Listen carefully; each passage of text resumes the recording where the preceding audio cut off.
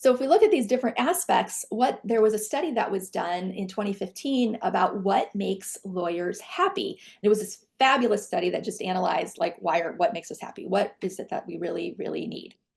And the authors of the study, Larry Krieger and his colleague, Kenneth Sheldon, I think, they used the self-determination theory, Yeah. and it's SDT for short. And what this is a theory of human motivation, and it's been in psychology for more than 40 years.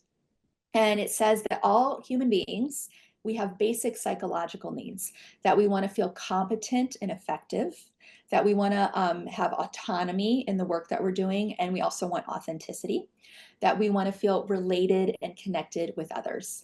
And that when we have these things, we actually feel a sense of thriving. But when we don't have them, we actually feel angst, low mood, or low vitality.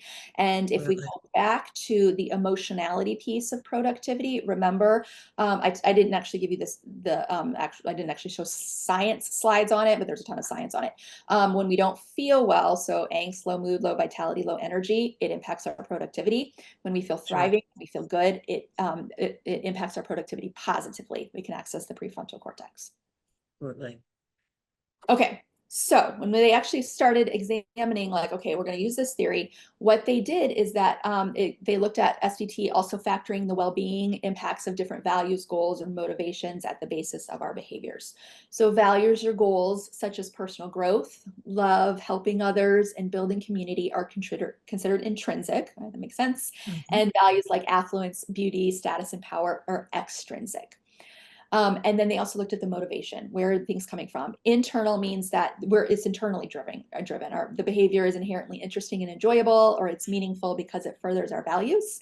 And external means our behavior is really coming from someone else, compelled by guilt, fear, pressure, or the desire to please or impress others, which I certainly was in that area a lot in earlier in my career when I didn't have the internal stability that I have now, and was much more influenced by others and what I thought I should be doing. So I certainly can see myself in these different things. I still have it. It's not like it's gone. But I try now to move more from internal. So just kind of noticing, where are you at with this? No right or wrong, just noticing where you Mhm. identify yourself. Sure. All right, so what actually makes us happy? This probably isn't super surprising, honestly.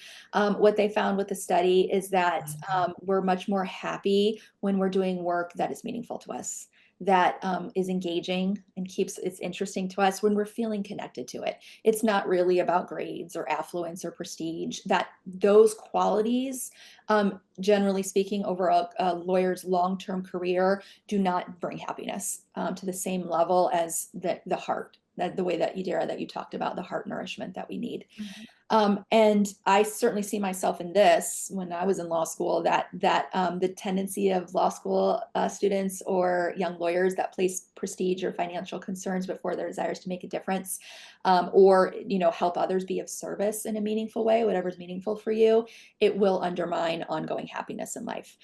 And so I mean, certainly I can see myself in that, and perhaps those of you watching can as well. This isn't to say don't go for the big jobs, don't go for that. I mean, we also, you also have debt. Like there's a lot of factors that go into our decision making, and we have to presumably make decisions based on money. And so that's fine, do that. But also, if you are seeing yourself in this and you feel in yourself internally depleted, you're not feeling that your work is meaningful, can you find ways to supplement? And Idara is going to talk about that in a little bit. Okay, so are lawyers different from the general public in terms of our needs? No, we're the same. We're absolutely the same. And I love doing this because I can't speak for anyone else, but I know that I received messaging in law school that lawyers are different, that we're somehow fundamentally different. And it's really not true. Our psychology is the same as people who are not lawyers. But we may have received messaging that we're different. And reasons that we may have think that we're different is because, and you said this so beautifully, Idara, think like a lawyer, right? We're often expected to think Mhm. and act differently than others.